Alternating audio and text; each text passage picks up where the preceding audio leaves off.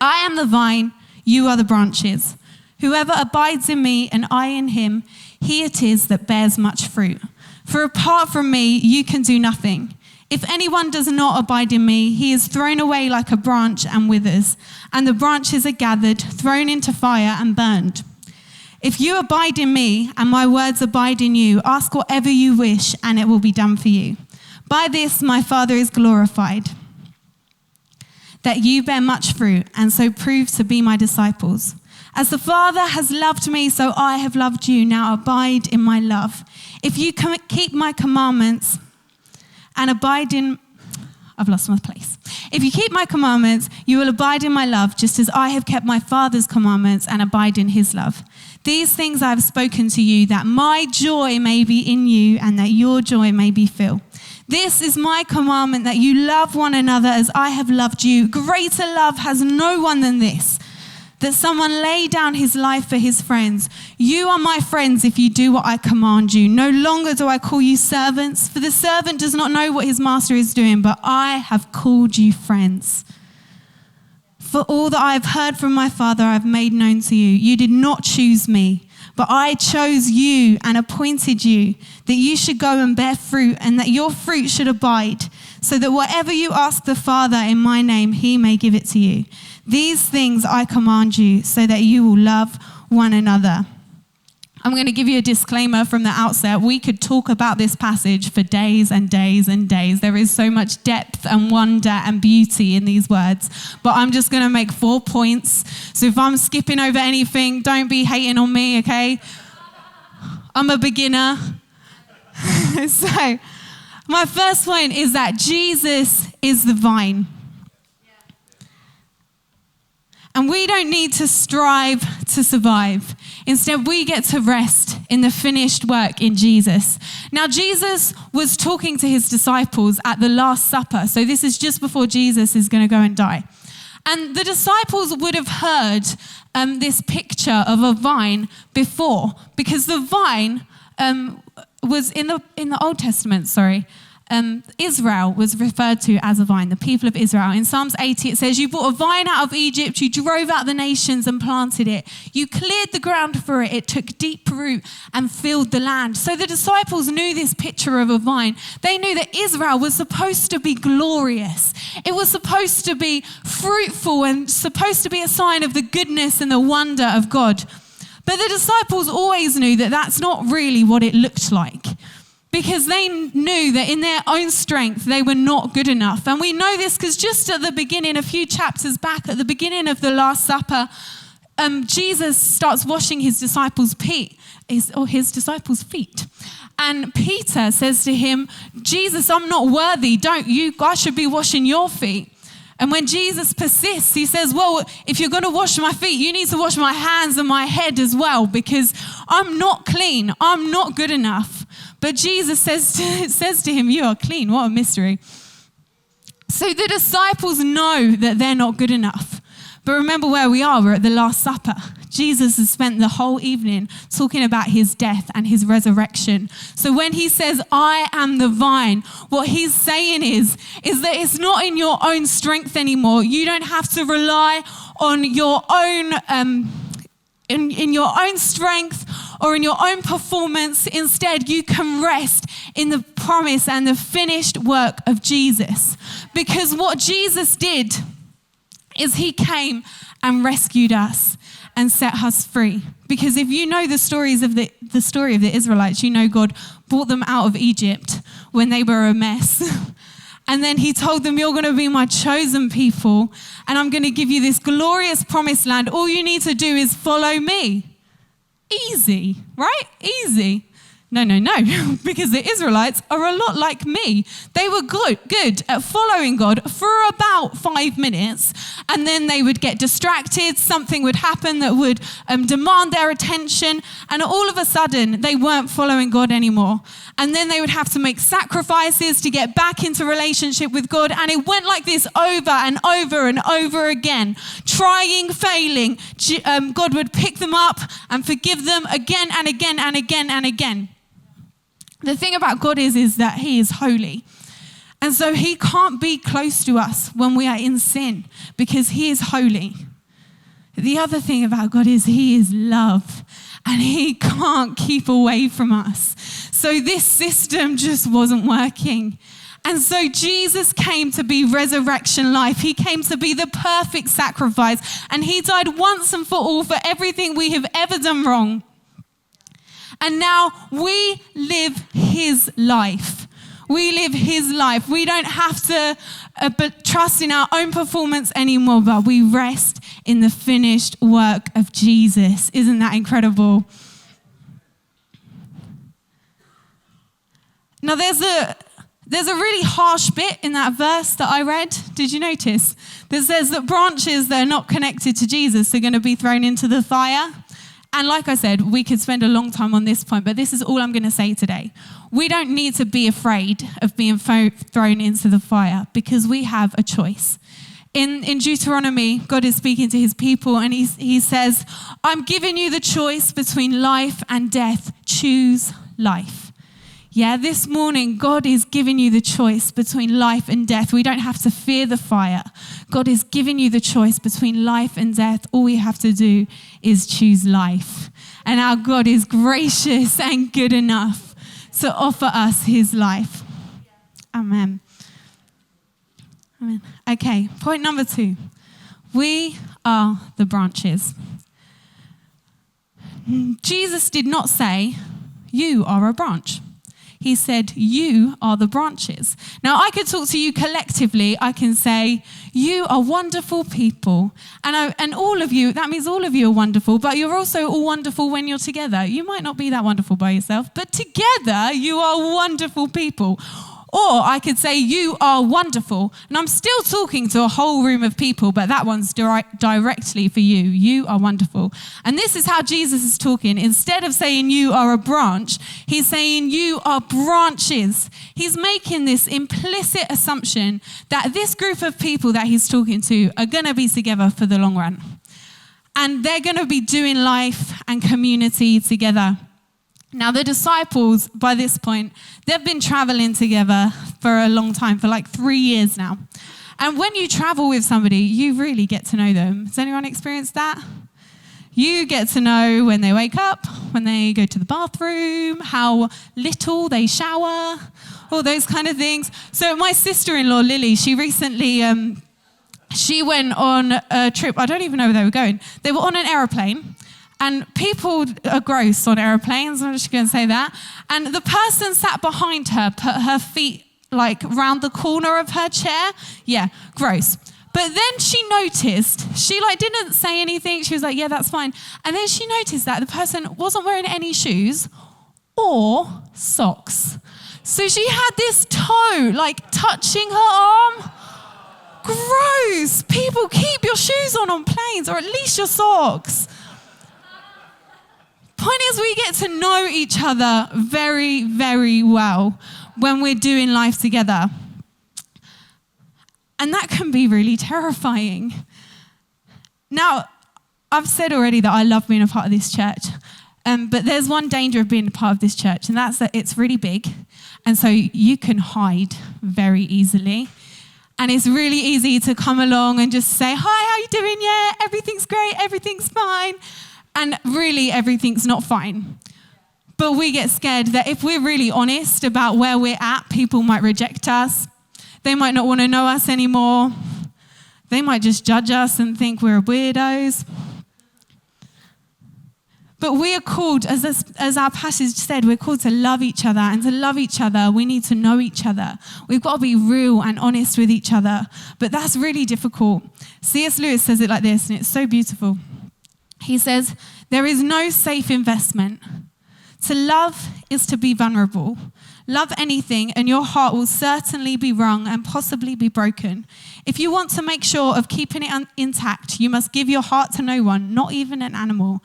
Wrap it carefully round with hobbies and little luxuries. Avoid all entanglements. Lock it up safe in the casket or coffin of your selfishness. But in that casket, safe, dark, motionless, airless, it will change. It will not be broken. It will become unbreakable, impenetrable, and irredeemable. relationship is hard. Living in community is hard, but it's life-giving. Yeah, we weren't designed to do this life on our own. Do you know God created Adam, and it was the first thing that he said it wasn't good.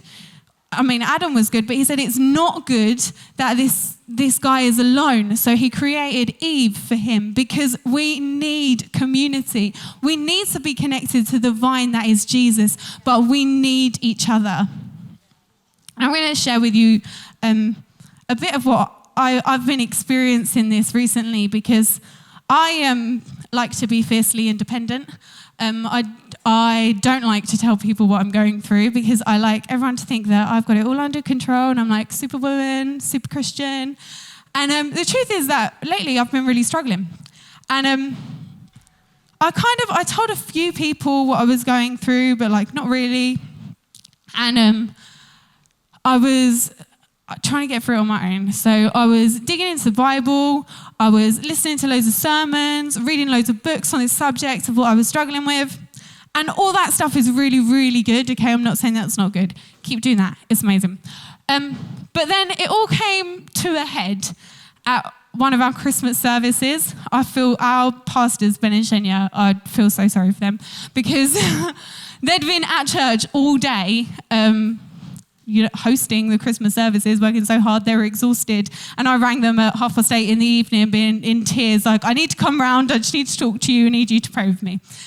And so me and my husband went round, and I'm going to be honest, Ben and Shenya did not tell me anything that I hadn't heard before, okay?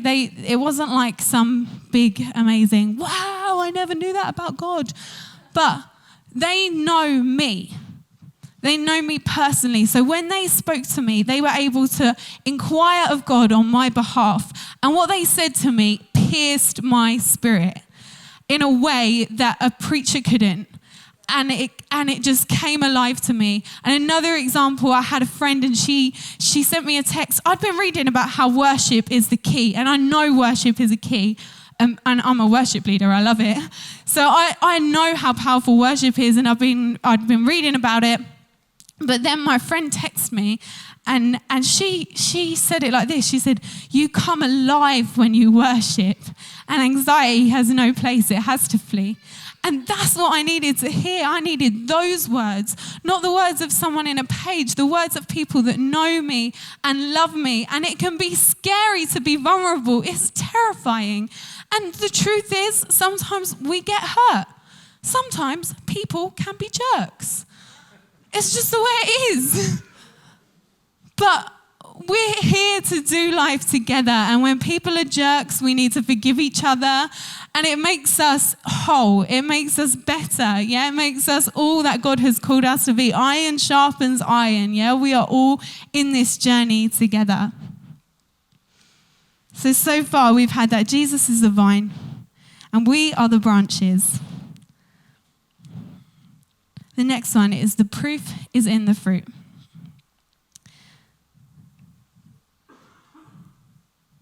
Now, living a life that is connected to Jesus, it will change us.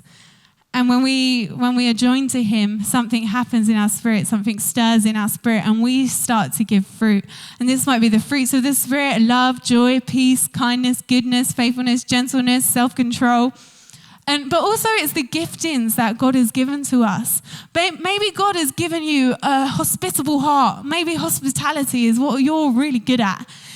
But the thing is, we've got to share this with people.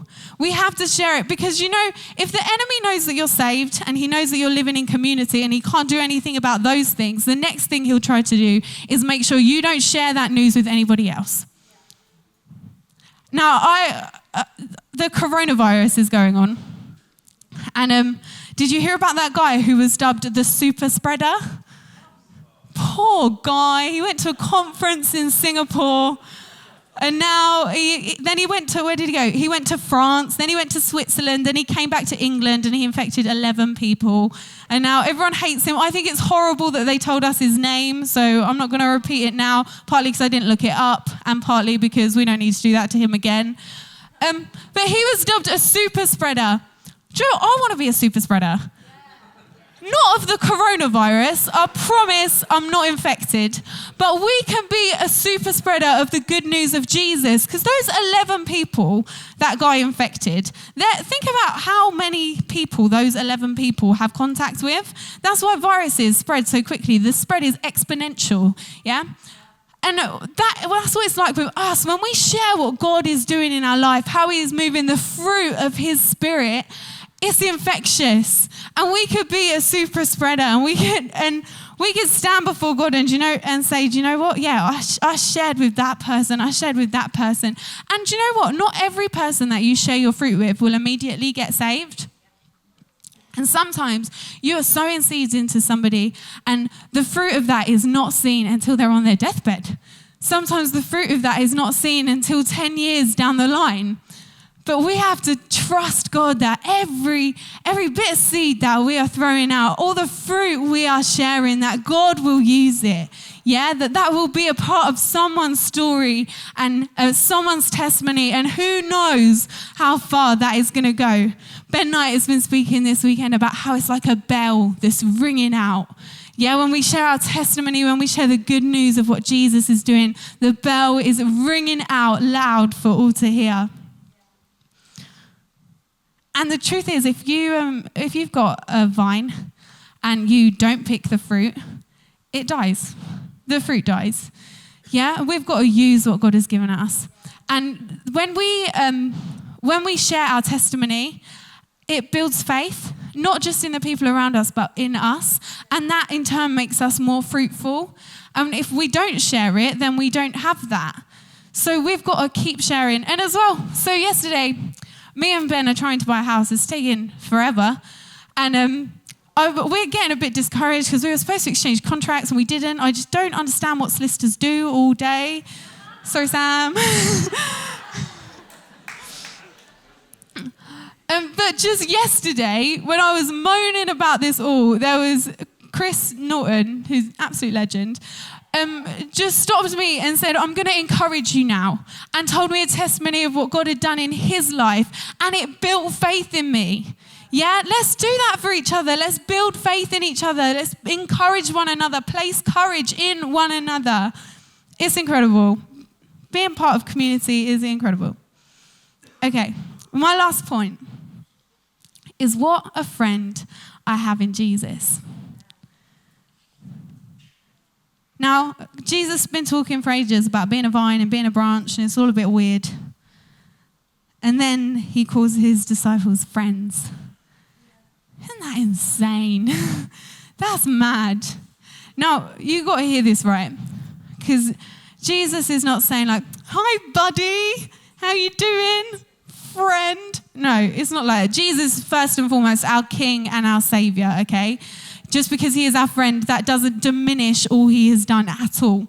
Instead, it glorifies all that he has done, because the King of the universe, the guy who went to the cross, who sacrificed everything to save me, wants to come and be my friend, my closest confidant, my closest friend, the one that I can rely on more than anything, the friend who will never let me down, who will never fail me. I have called you friends. Now, abiding in the vine sounds really complicated, but having a friend in Jesus, I can do that. Because having a friend means taking time to get to know them. God has been so gracious to give us his word on paper. We can get to know him. We can talk to him. We can praise to him. We can worship him. We can constantly be setting our affections on him. And he will be closer than we know. And for a few months now, I've had this old hymn ringing round and round in my head. And Esther's going to come and sing it for us in a minute. And it's what a friend I have in Jesus. And one of the verses in it says this. It says, oh, what peace we often forfeit, and what needless pain we bear, all because we do not carry everything to God in prayer. He is closer than you can ever imagine. And he just wants to be with you. And all he desires is your heart. And when he has our heart, that everything changes. It changes us in ways that we can't even begin to imagine. And I'm not saying that I've figured this out, because trust me, I haven't. And I'm on a journey of discovering how wonderful it is that Jesus calls me friend. And I intend to be on that journey until I die. But it's such a wonder and a mystery. So I'm going to ask Esther to come and sing this for us. And the words are going to come up on the screen. And I just encourage you to take this time to fix your affections on Jesus. And to just contemplate the wonder of the friend that we have in him.